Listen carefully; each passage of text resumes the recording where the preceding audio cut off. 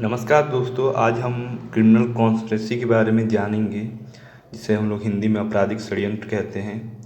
इसको आईपीसी के 120 ए में इसको डिफ़ाइन किया गया है और इसकी सज़ा के बारे में प्रबंधन जो है वो 120 बी में बताया गया है।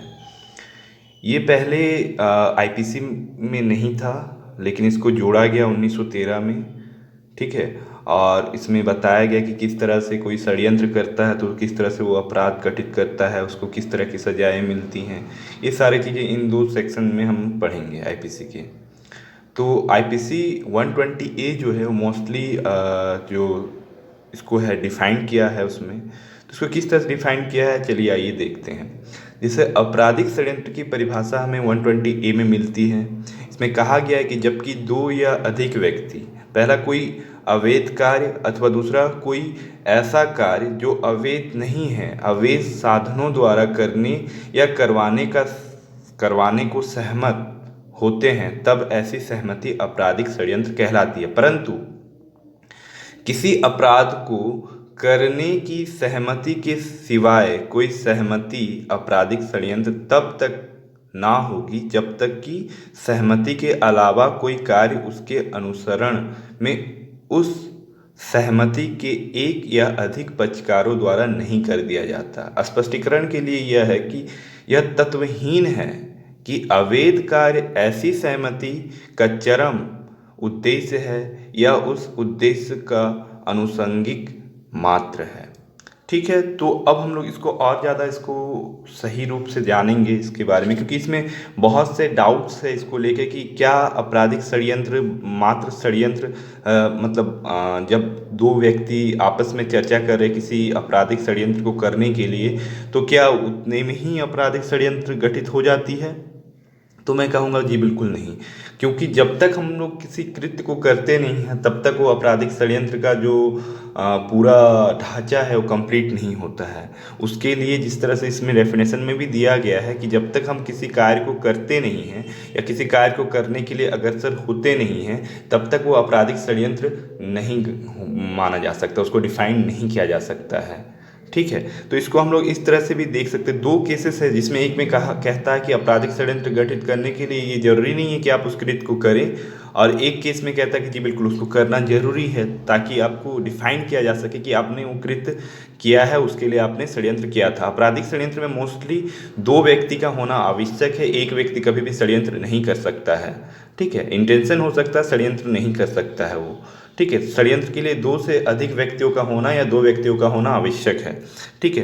किसी किसी केस में एक व्यक्ति के ऊपर भी आपराधिक षड्यंत्र की चार्जेस लगी हैं। ठीक है। तो ये केस है central bureau of investigation versus VC Shukla का, जिसमें कहा गया है कि जहां अभियोजन यह सिद्ध करने में असफल रहा कि दो अभियुक्तों में से एक आपराधिक षड्यंत्र में भागीदार था, वह आपराधिक षड्यंत्र का आरोप दूसरे के विरुद्ध नहीं बनता है, क्योंकि षड्यंत्र में कम से कम दो व्यक्तियों का होना आवश्यक है। जैसे कि मैंने आप लोगों को बताया कि एक व्यक्ति कभी भी षड्यंत्र नहीं कर सकता, उसके लिए कम से कम दो व्यक्तियों का होना आवश्यक है। और एक केस है यहाँ पे जो कि इस चीज़ को हम लोग को क्लियर करता है कि क्या सिर्फ सोच लेना ही आपराधिक षड्यंत्र हो जाता है या नहीं। तो इसमें बोलता है सुशील सूरी वर्सेस सीबीआई के केस में बोला जाता है कि आपराधिक षड्यंत्र का आवश्यक तत्व अपराध करित करने का करार है। मतलब करार होना चाहिए, दो व्यक्तियों के बीच किस तरह का करार होना था। लेकिन याद रखिए, जो अगर हम लोग कॉन्ट्रैक्ट में जाते हैं तो उसमें कोई अगर अवैध कार्य के लिए हम लोग अगर करार कर रहे हैं तो वो करार नहीं होगा, वो वाइड एग्रीमेंट होगा या वाइड कॉन्ट्रैक्ट होगा। ठीक है। करने का करार है। अभियुक्तों के माध्य अपराध को करने का मात्र षड्यंत्र का प्रमाण ही, ठीक है, उसका प्रमाण ही भारतीय दंड संहिता की धारा 120 का के अंतर्गत दोष सिद्धि हेतु काफी है। देखिए, प्रमाण होना चाहिए। तो प्रमाण आप किस तरह से लाओगे? प्रमाण के लिए कुछ किसी प्रकार का कोई कृत्य करना आवश्यक है, तभी आपके पास प्रमाण आएगा। ठीक है। तो ये 120 काम इसके बारे में बताया गया है, दोष सिद्धि के लिए काफ़ी है। और अभियुक्त या उनमें से किसी के द्वारा किसी बाहरी कृत्य के लिए किए जाने के प्रकरण की आवश्यकता नहीं है। ठीक है ना। लेकिन उसके लिए प्रमाण जरूरी है। तो कृत्य जब तक आप नहीं करोगे तब तक प्रमाण कहाँ से लाओगे?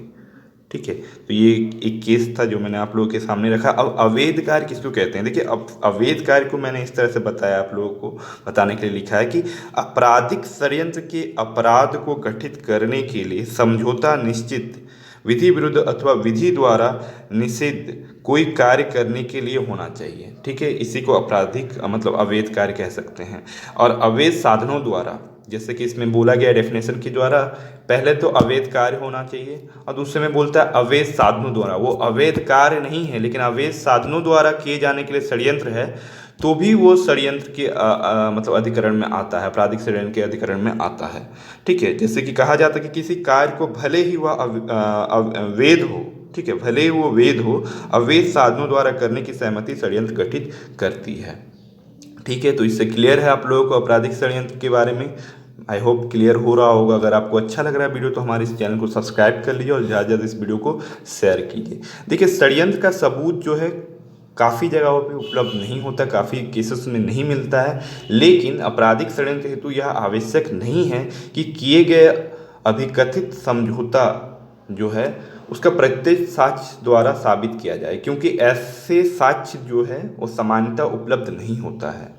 ठीक है, अब हम आते हैं इसके जो दंड है, ठीक है, इसके लिए जो हमें सज़ा मिलती है वो किस तरह से मिलती है इसके बारे में आता है, जो कि 120B जो आपराधिक षड्यंत्र के 120B में ये लिखा गया है। ठीक है, ये चैप्टर नंबर 5 है।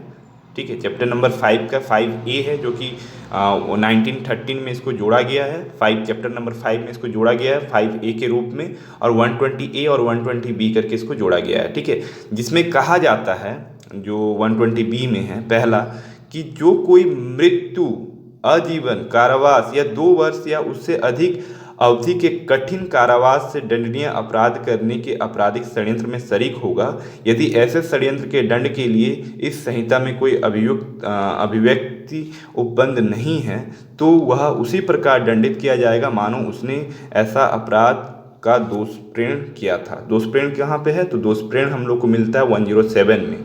ठीक है, तो 107 के तहत उसको सजा होगी।